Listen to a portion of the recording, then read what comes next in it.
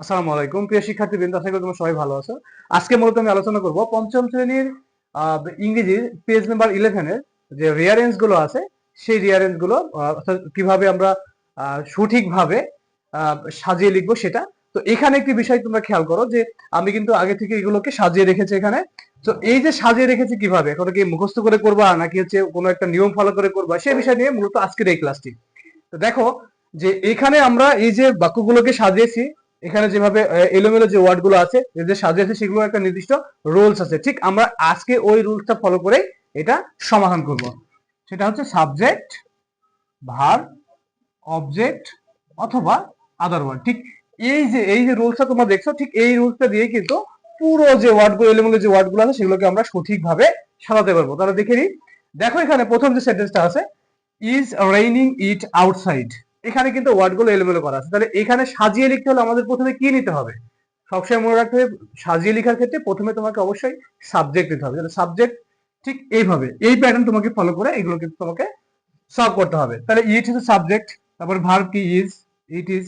এখানে যে রেইনিং, এখানে মূল ভার্বের সঙ্গে আইএনজি আছে, ইট ইজ রেইনিং। আউটসাইড হচ্ছে বাক্যের অতিরিক্ত ওয়ার্ড। অর্থাৎ তোমরা এই যে বিষয়টা সাবজেক্ট সাবজেক্টের পরে ভার্ব, এখানে অবজেক্ট হতে পারে অথবা এক্সপ্রেশন বা আদার ওয়ার্ড হতে পারে, তোমরা সেইভাবে এটাকে সলভ করবা। নেক্সট হচ্ছে দা সিট সান বিহাইন্ড দা মাউন্টেন্স। এখানে জিনিসটা খেয়াল করো যে এখানে যে ওয়ার্ডগুলো এলোমেলো ভাবে আছে এগুলোকে আমরা ঠিক ওই একই সেম প্যাটার্নে এটাকে আমরা সাজিয়ে লিখবো। বাক্যের সাবজেক্ট হচ্ছে দা সান, তাহলে এখানে কি হবে? দা সান। এবারে ভার্ব বসাও।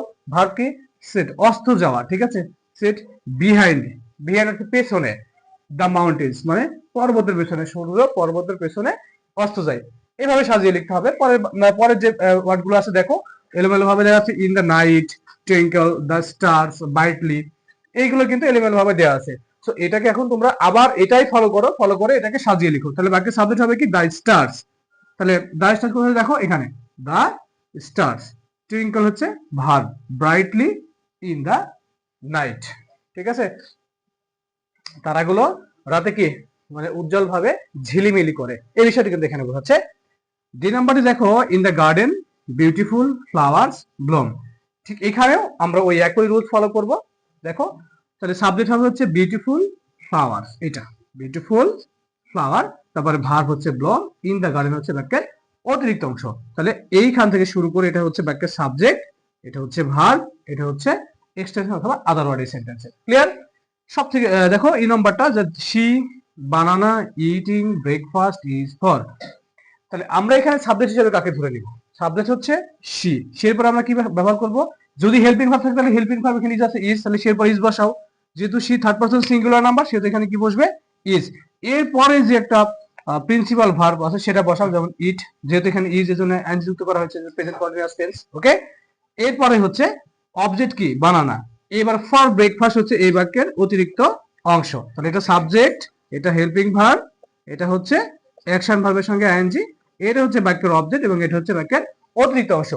ঠিক আছে। দেখো এখানে যে একটি মাত্র রুলস ব্যবহার করে কিন্তু এখানে যে এলোমেলো যে ওয়ার্ড গুলো আছে এগুলোকে সুন্দরভাবে সাজিয়ে অর্থাৎ রাইটলি ভাবে সুন্দরভাবে এবং সঠিকভাবে সাজানো যাবে। তুমি যদি এই রুলসটা ফলো করো, ফলো করে যদি এটা করো তাহলে কিন্তু খুব সহজে এটা করতে পারবে। তুমি সেক্ষেত্রে তোমাদের কোনো মুখস্থ করার কোনো অপশন এখানে থাকবে না। এগুলো মুখস্থ করার কোনো প্রয়োজন নেই, রুলস ফলো করে এগুলো বেশি করে প্র্যাকটিস করতে হবে। ঠিক আছে, আশা করি সবাই বুঝতে পারছো। আজকে এই পর্যন্তই। আসসালামু আলাইকুম।